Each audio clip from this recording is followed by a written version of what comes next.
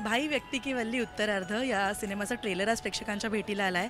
पहिल्या सिनेमाला प्रेक्षकांनी इतका भरभरून प्रतिसाद दिला आणि त्यानंतर उत्तरार्ध आता लवकरच तुमच्या भेटीला येतो आहे. उत्तरार्धाची ही संपूर्ण प्रोसेस काय होती जाणून घ्यायचं आहे. सिनेमाचे दिग्दर्शक महेश मांजरेकर सध्या माझ्यासोबत. सर, खूप स्वागत तुमचं राजश्री मराठीमध्ये. थँक्यू. सगळ्यात आधी कॉंग्रॅच्युलेशन्स. इतका मस्त प्रतिसाद मिळाला पहिल्या भागाला सिनेमाच्या.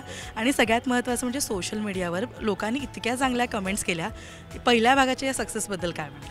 आणि खूप आवडलं मला, कारण काय हा सिनेमा ना तशी खूप व्यावसायिक गणित डोळ्यासमोर ठेवून केलेला सिनेमा नव्हता. तो एक सिम्पल गोष्ट होती, सिम्पली सादर केली होती.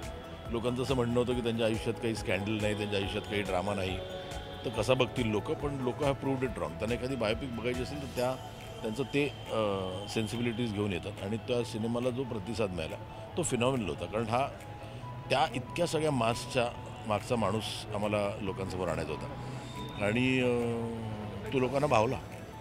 आणि त्यांना एक वाटलं की he was also like one of us. आपल्याला नॉर्मली काय असतं, जेव्हा आपण हे लार्जर दॅन लाईफ कॅरेक्टर्स दाखवत असतो त्यावेळेला लोकांना त्यांच्याबद्दल ते असोसिएशन होत नाही.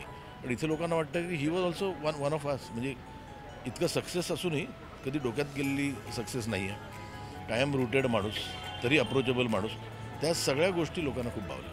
अगदी म्हणजे खरंच लोकांनी इतका चांगला प्रतिसाद दिला. आणि सगळ्यात महत्त्वाचं म्हणजे लोक असं म्हणत होती की तुम्ही रिव्ह्यू न वाचता तुम्ही डिरेक्टली थिएटरमध्ये जा आणि ती गोष्ट तुम्हाला खूप आवडेल. दुसऱ्या उत्तरार्धाचा ट्रेलर आज बघितला, खूप बरंच काही वेगळं बघायला मिळतंय. आता उत्तरार्धात नेमकं काय असं आणि किती उत्तरार्धात एक्साइटमेंट त्यांचा प्रवास आहे. उत्तरार्धात त्यांचा आता तिथून शेवटपर्यंतचा प्रवास आहे. आणि इनफॅक्ट त्या भागातच त्यांनी आयुष्यात खूप त्यांच्या घडामोडी झाल्या. म्हणजे जी मोठी मोठी लोकं ज्यांना ती भेटली ती सगळी पुढच्या भागात भेटली. त्यांचा प्रवास वेगवेगळ्या ठिकाणून सेकंड भागात झाला आहे. त्यामुळे सेकंड भाग हा मला विचारशील तर जास्त इंटरेस्टिंग आणि जास्त ट्विस्ट अँड टर्न्स आहे. म्हणजे पहिला भाग तर खरंच सर खूप आवडला होता. दुसऱ्या भागात नेमकं काय याबद्दलची एक्साइटमेंट आहे. पण थँक्यू सो मच आणि wish you all the best. Thank you.